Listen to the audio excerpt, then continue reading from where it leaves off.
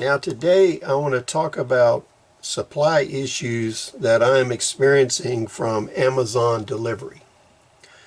Now I buy hundreds of parts. I get multiple deliveries every week from Amazon, UPS, FedEx, Postal Service, DHL, and other carriers. Now, as a working farm, a working business, and doing repairs and refurbishing things for customers and for resale, it is critical that parts be delivered properly and on time, and that I don't have to go hunt for them. Every hour that I'm not working on something and I'm going to get parts is an hour that I'm not fixing anything. So the issues I've been experiencing locally through the Durham, North Carolina hub of Amazon starts with, number one, in the past I used to have them combine orders into a single shipment, single box. This was a service they offered to save themselves money, not you money. And what they would do is get multiple orders on the same day and combine them in one box at the Durham shipping center. And what would happen is I would see on the tracking that these items would come into that packing center. They would be bulked up, and for some reason stuff would get lost or they'd never ship out of that facility. So I stopped doing that. That was 3 months ago. Now, the other thing I'm seeing is we had a bridge out on our road. Everybody else has figured out you got to drive around the other side to access a shop, except for Amazon. Now, Amazon has one key problem in their distribution, and that is they don't use route drivers.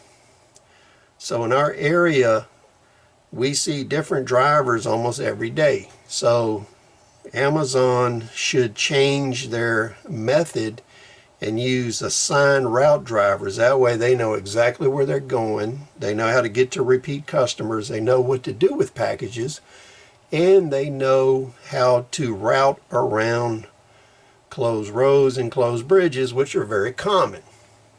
The next thing that I see occurring is Amazon refuses to hand me a package if they cannot get phone reception and scan the item. They take it back to the warehouse. This is a definite destroyer of my business productivity. This cannot go on.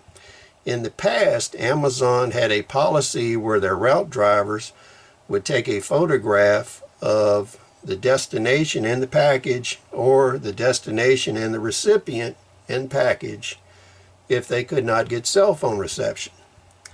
We're in a very rural area, and everybody here uses a network extender for cell phone because there is no cell phone service. So when the Amazon driver rolls up, on any given day, he may not have cell phone service. Therefore, he cannot scan the packages, and he will not give them to you. So this is becoming a worsening problem for us. Amazon really needs to work on their delivery methods and improve. So what I want you to do is let me know how Amazon is doing in your area.